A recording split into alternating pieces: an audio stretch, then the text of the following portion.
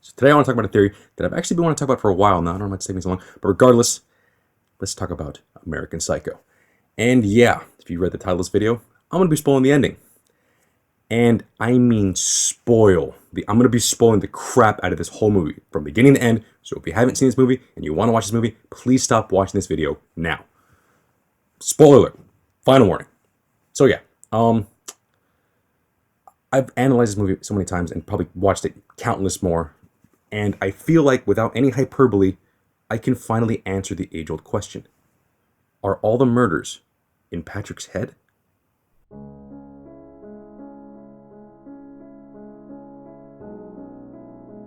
Alright, to start things off, let's talk about the book. I mean, obviously, this movie is based off a book called American Psycho.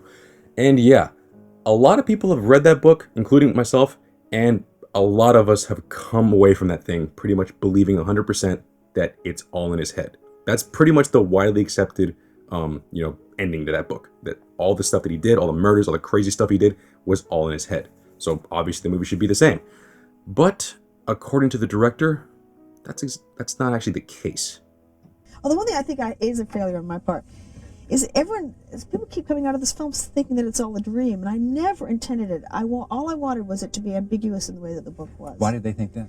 I think it's a failing of mine in the final scene that I just got the emphasis wrong, because I should have left it just more open-ended without wanting to give the plot away. It makes it seem like it's, I guess clearly, because people keep saying this to me, it makes it look like it was all in his head, and it's, as far as I'm concerned, it's not. So yeah, according to her, she wanted the movie's ending to be as vague as possible, just like, the book's ending. But, she also wanted to convey her own thoughts where she believes everything that happened really happened. And she says that, she did poorly.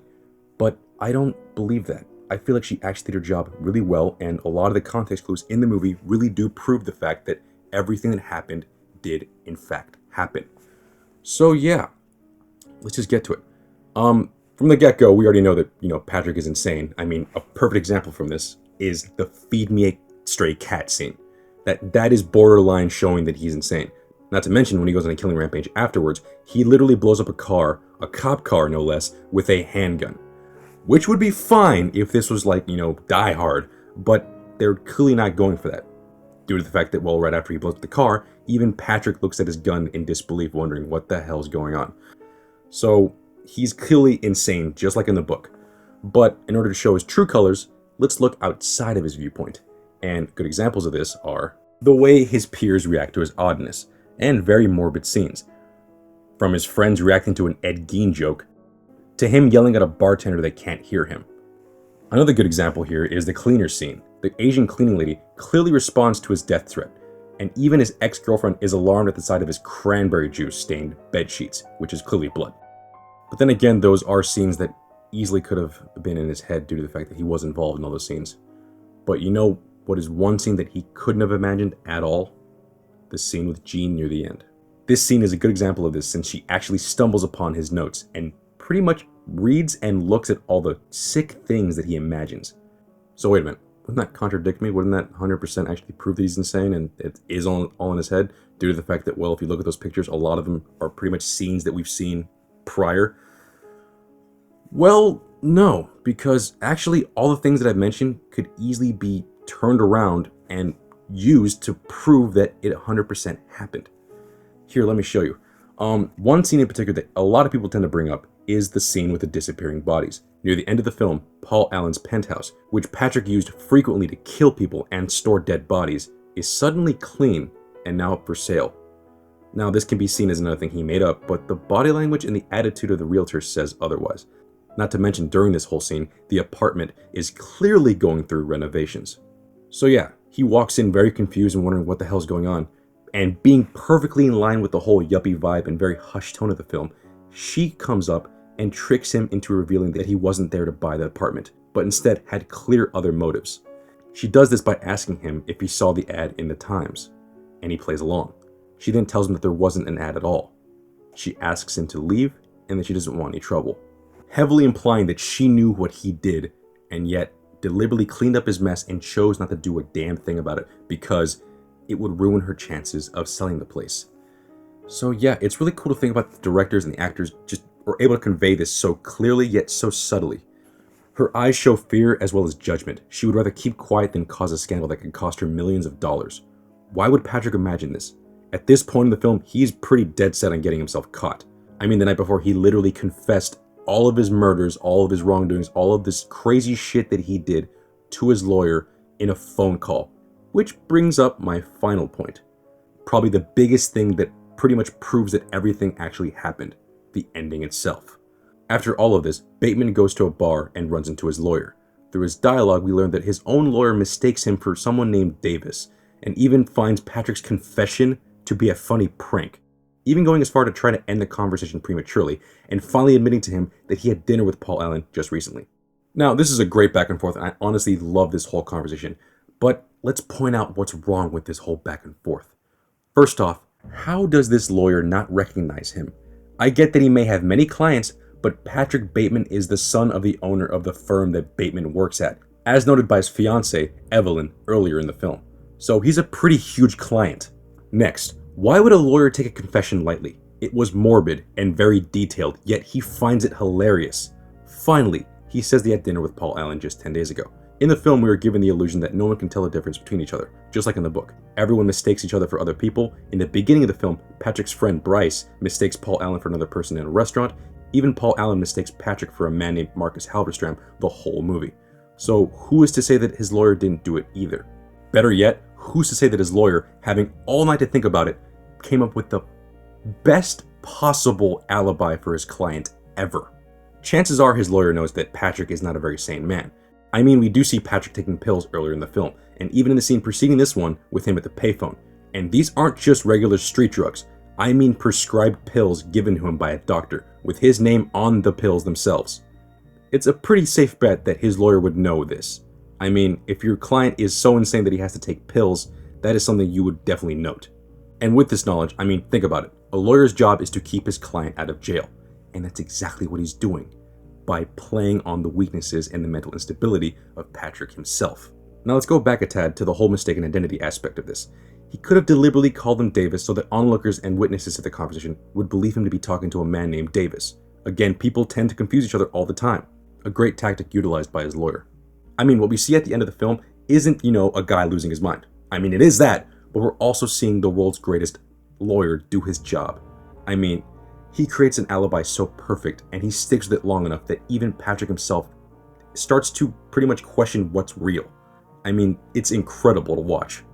Not to mention, this explains why his lawyer is so deadpan in some instances of this conversation, as well as his need to end the conversation by attempting to walk away and leave things as they are. He tries 3 times to get out by simply just ignoring Bateman's confession. Again, something a lawyer should never take lightly.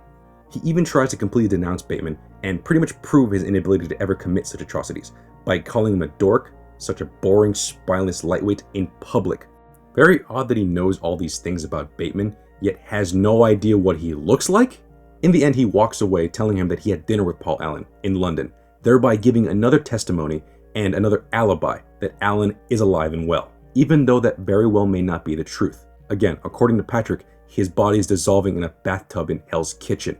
Very descriptive and distinct thing to mention. Again, you can interpret this in another way. Did he really have dinner with Paul Allen, or did he have dinner with someone that he believed to be Paul Allen? Again, something that has happened before, again at another point in the film mentioned by the detective played by Willem Dafoe. And to top all of this off, have you guys ever heard of the saying, someone's, blowing smoke, someone's exaggerating or lying through their teeth?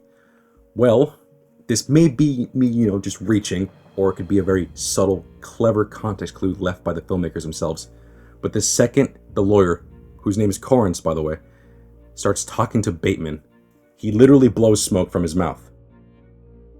All in all, this is very confusing, and just to add onto the shitstorm in your brain, this is all intercut with the scene of Gene looking through his notes, his morbid, atrocious, crazy-ass notes, which, again, is very fitting. Both of these scenes are shown back to back to really show that Patrick really doesn't know truth from fiction. The revelation alongside Harron's words pretty much prove that in the film, everything does happen. She does have a point that maybe it doesn't seem as clear that it all happened, but she did do a good job at one thing. She left it open-ended enough that at first glance, it could easily be seen that it's all in his head. But if you really look closely, things just don't add up if it was all in his head. Not to mention that everyone in this world is so self-absorbed and looking out for their own interests that a serial killer could be wreaking havoc among them and they simply wouldn't care. Now, another huge counter-argument to this whole thing is the fact that, well, a little earlier in the film, he kills a woman with a chainsaw and she runs around a whole apartment building screaming her lungs out. Yet, no one comes to her aid. No one does a thing. And a good explanation to this could be the fact that, well, Alan could have owned this whole building. Or even worse, no one cared in that building. Remember, this is a time where no one cared about anything else other than themselves and did monstrous amounts of coke and drugs every night. Or even worse than that, Patrick killed all the people in the building, and that would explain all the dead bodies that was found by the realtor. So yes, again, this whole movie is meant to, be open for interpretation. But the fact of the matter is, with the director's words and how everything's laid out, it kind of does prove to the fact that, well, her inner intention did come out. All the atrocities that Patrick Bateman committed really did happen. And he is in fact a serial killer that got away with it clean because no one cared.